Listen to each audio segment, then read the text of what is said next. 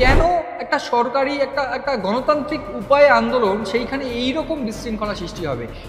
এই দায়টা কার? বিকাশ ভবন এই যে ভাঙচুর, এটা সরকারি সম্পত্তি। সেই সরকারি সম্পত্তি কেন ভাঙচুর হলো তারা বোঝানোর চেষ্টা করা হয়েছে চাকরি প্রার্থীদের যে কেন তারা আন্দোলন করছে এবং তারা আন্দোলন করছে এবং সেটা গণতান্ত্রিক উপায় করুক। সিএন ডিজিটাল আপনাদের স্বাগত। নমস্কার, আমি মণি ভট্টাচার্য। গোটা বিশ্ব, দেশ কিংবা রাজ্যের প্রত্যেকটা গুরুত্বপূর্ণ খবর তুলে ধরি আমরা এই অনুষ্ঠানে, এবং আজ এই অনুষ্ঠানে আমরা নজর রাখবো এই যে চাকরি প্রার্থী যারা যারা চাকরি হারিয়ে আন্দোলন করছেন তাদের চাকরি এবং ন্যায়ের দাবিতে, এবং তারপর এই যে পুলিশ রীতিমতো বাধ্য হলো তাদের হঠাৎ লাঠিচার্জ করে হঠাৎ বাধ্য হলো। এবং এই গোটা ঘটনায় একটা বিষয় বারবার করে উঠছে যে যেখানে মুখ্যমন্ত্রী মমতা বন্দ্যোপাধ্যায় আশ্বাস দিয়েছিল যে গ্রুপ সি এবং গ্রুপ ডি যে চাকরি প্রার্থী তাদের চাকরির যে সমাধান যতদিন না হচ্ছে ততদিন অবধি গ্রুপ সি যারা চাকরিহারা তারা 25,000 টাকা পাবেন এবং গ্রুপ ডি যারা তারা 20,000 টাকা পাবেন।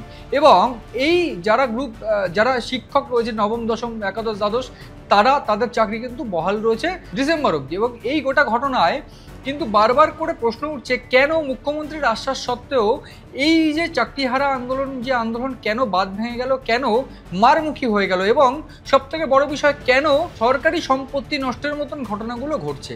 এই বিষয়টা সবথেকে গুরুত্বপূর্ণ বিষয়। আমি আলোচনার শুরুতে প্রথম যেটা বলবো সেটা আমরা দেখেছি যে এপ্রিল মাসে যে রায় হয়েছে সুপ্রিম রায়, এবং সুপ্রিম রায়ে 25,752টি চাকরি, অর্থাৎ 25,752 জন চাকরি হারিয়েছেন। এবং এই যারা চাকরি হারিয়েছেন তাদের কিন্তু একটা গুরুত্বপূর্ণ বিষয়, তারা শুধুমাত্র শিক্ষক নয়, সেখানে রয়েছেন গ্রুপ সি এবং গ্রুপ ডি কর্মীরা। এবং এই গ্রুপ সি এবং গ্রুপ ডি কর্মীরা যারা রয়েছেন তাদের কিন্তু কোনোভাবে সুপ্রিম কোর্টের রিভিউ পিটিশনে এই যে চাকরি যে রায় সুপ্রিম কোর্টের হয়েছিল, রায়ের পরেই কিন্তু মধ্যশিক্ষা পর্ষদ তারা কিন্তু রিভিউ পিটিশন করে, এবং রিভিউ পিটিশন করে পরিষ্কার জানিয়েছিল যে তাদের কিন্তু এই সমস্যা আছে, এবং তারা কিন্তু এই যে স্কুলগুলো আছে সেই স্কুলের যে শিক্ষক সংখ্যা রয়েছে, তার ছাত্র সংখ্যার অনুপাত রয়েছে, যদি এই চাকরি হারিয়ে ফেলে সবাই, সেক্ষেত্রে কিন্তু স্কুল চালানো বা পড়াশোনা চালিয়ে যাওয়া সমস্যা হবে এবং শিক্ষাক্ষেত্রে একটা বড় সমস্যার সম্মুখীন হতে হবে রাজ্যকে। ঠিক সেই গ্রাউন্ডে পরিষ্কারভাবে সুপ্রিম কোর্ট জানিয়ে দিয়েছিল যে যারা শিক্ষক রয়েছে নবম দশম দ্বাদশ একাদশ তাদেরকে কিন্তু 31 ডিসেম্বর অবধি চাকরিতে রাখা হবে, এবং তার মধ্যেই কিন্তু এই নিয়োগ প্রক্রিয়া সেরে ফেলতে হবে রাজ্যকে। এবং রাজ্য কিন্তু সেই অনুযায়ী সুপ্রিম কোর্টের রায় অনুযায়ী তারা কিন্তু নিয়োগ প্রক্রিয়া এগোনোর পথে শুরু করেছে, কার্যকলাপ শুরু করেছে। কিন্তু তার মধ্যেই আমরা দেখেছি এই যে আন্দোলন, সেই আন্দোলন রীতিমতো ধিক ধিক আগুনের মতন ছিল। কিন্তু যেটা গতকাল অর্থাৎ বৃহস্পতিবার যেটা দেখা গেল যে রীতিমতো বিকাশ ভবন অভিযানকে কেন্দ্র করে উত্তপ্ত তুলকালাম ঘটনা তৈরি হলো, এবং তুলকালাম যে পরিস্থিতি তৈরি হলো সেখানে প্রথমে বিকাশ ভবন গেট ভেঙে ফেলা হলো। এই বিকাশ ভবন গেট ভেঙে ফেলতে গিয়ে দেখা গেল ইট দিয়ে বা বিভিন্ন উপায়ে এই বিকাশ ভবনের গেট ভেঙে ফেলা হলো, ভাঙচুর করা হলো বিকাশ ভবনের বিভিন্ন জায়গায়। এবং বিকাশ ভবন এই যে ভাঙচুর, এটা সরকারি সম্পত্তি। সেই সরকারি সম্পত্তি কেন ভাঙচুর হলো এবং কেন মারমুখী হয়ে গেল জনতা, বা কেন মারমুখী হয়ে গেল এই চাকরিহারা যারা শিক্ষক রয়েছেন, সেই প্রশ্ন কিন্তু উঠছে। আমি কোড আনকোড বলছি, মমতা বন্দ্যোপাধ্যায় পরিষ্কার করে দিয়েছিলেন যে কারুর চাকরি যাবে না, যারা টেন্টেড রয়েছে তাদের কারুর চাকরি যাবে না, যারা নন টেন্টেড রয়েছে তাদের ব্যবস্থা পরে দেখা হবে। এবং এই যারা টেন্টেড রয়েছে, যে শিক্ষক যারা অশিক্ষক অর্থাৎ গ্রুপ সি বা গ্রুপ ডি যারা রয়েছে তাদের ক্ষেত্রে কিন্তু একটা ভাতা কিন্তু রীতিমতো চালু করে দিয়েছে রাজ্য সরকার, এবং সেটা কিন্তু এপ্রিল মাস থেকেই তারা পাবেন বলে ঘোষণা হয়েছে ইতিমধ্যে।